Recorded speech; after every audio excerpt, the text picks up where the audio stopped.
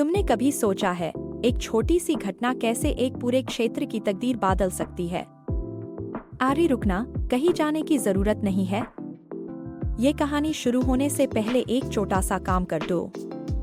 हमारे channel tales and wonder को subscribe करो और हमें हमारे 100 सब्सक्राइबर्स का छोटा सा गोल अचीव करने में मदद करो। आपका एक क्लिक हमें मोटिवेट करेगा और भी इंफॉर्मेटिव कंटेंट लेने का मौका देगा। तो चलो अब शुरू करते हैं सीरिया की इस कहानी को, जो एक छोटी सी घटना से शुरू हुई और पूरे क्षेत्र को हिलाकर रख दिया। 2010 का टूनीसिया, एक छोटी सी दुकान के सामने का मंजर। एक आदमी, मोहम्मद बूअजीजी, अपने साथ हुए अन्याय के खिलाफ खुद को आग लगा लेता है। उसकी आवाज इतनी तेज थी कि उसने न सिर्फ टूनीसिया बल्कि पूरे मिडिल ईस्ट को जागा दिया।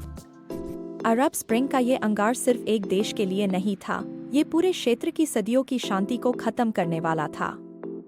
और इसी के साथ शुरुआत होती है एक कहानी की, जो सीरिया को एक ऐसे बैटलफील्ड में बदल देती है जिसका दर्द आज तक महसूस होता है। 2011 में अरब स्प्रिंग के हवाओं ने सीरिया तक अपनी पहुंच बनाई। यूथ और कॉमन सिटीजन्स, जो बशर अल-अस्साद के शासन के खिलाफ था, सड़कों पर उतर आए। ये प्रोटेस्ट सिर्फ आज़ादी के लिए नहीं था, ये अस्साद की डिक्टेटरशिप, करप्शन और बढ़ता हुआ अनएम्प्लॉयमेंट के खिलाफ था। लोग आज़ादी और इंसाफ के नारे लगा रहे थे, पर अस्साद की सरकार ने इसका जवाब गोली और बंदूक से दिया। शुरू में पीसफुल प्रोटेस्ट था, लेकिन अस्साद की ब्रुटैलिटी ने इसे एक वायलेंट सिविल वॉर में बदल दिया। अस्साद के खिलाफ प्रोटेस्ट बढ़ते ही गए और सरकार ने उनको दबाने के लिए हर तरह के हथियार का इस्तेमाल किया। केमिकल वेपन्स का प्रयोग, जिसमें घुटने वाले बच्चे और फैमिली पूरे के पूरे मर गए, दुनिया के लिए एक शौक था। दारा के शहर में छोटे बच्चों को जेल में डाल दिया गया, उनको टॉर्चर किया गया, सिर्फ इसलिए क्योंकि उन्होंने फ्रीडम लिखा था।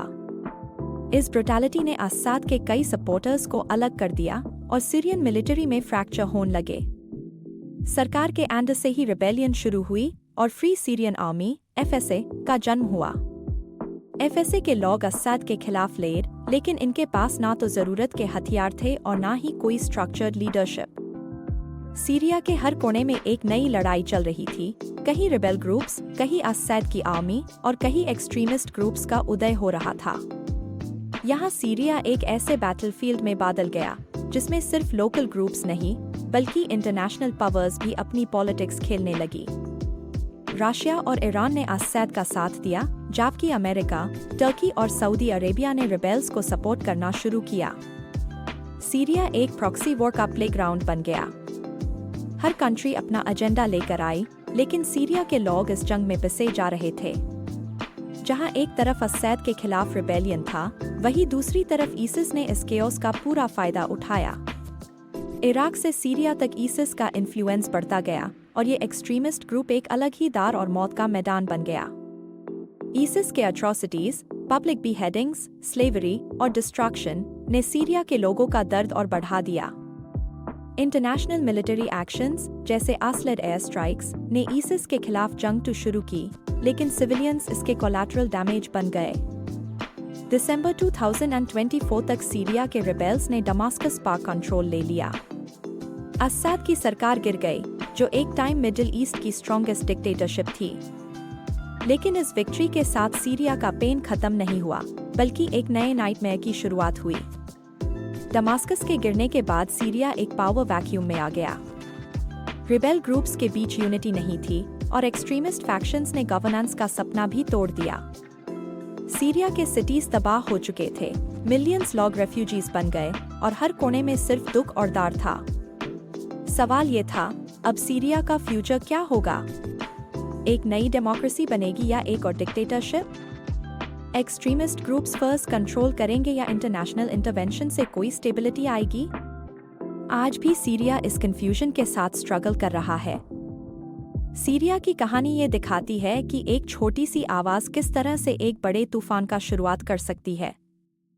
अरब स्प्रिंग का स्पार्क जो टूनीसिया से चला, उसने पूरे मिडिल ईस्ट को एक नई रियलिटी के सामने खड़ा कर दिया।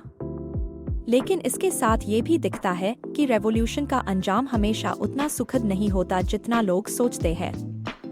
और हाँ दोस्तों, अगर आपको ऐसे हाई इन्फॉर्मेटिव और थ्रिलिंग टॉपिक्स पसंद है तो जरूर हमारे और वीडियोस देखिए, जैसे सीक्रेट ऑफ येटी जिसमें हमने एक मिस्टीरियस क्रीचर की कहानी एक्सप्लोर की है, या why Virat Kohli leaving India जिसमें एक शॉकिंग ट्विस्ट के साथ एक अलग एंगल देखा है। ऐसे और भी बहुत सारे वीडियोस आपको सिर्फ टेल्स एंड वंडर पा मिलेंगे, तो जल्दी से एक्सप्लोर करो और मेज़ लो। सीरिया की धरती, जो कभी एक शांत और खूबसूरत जगह थी, अब सिर्फ जंग, दुख और अशांति का नाम बन चुकी है। लेकिन कहानी यहाँ खत्म नहीं होती। शायद एक दिन सीरिया अपने नए शुरुआत की तरफ बढ़े।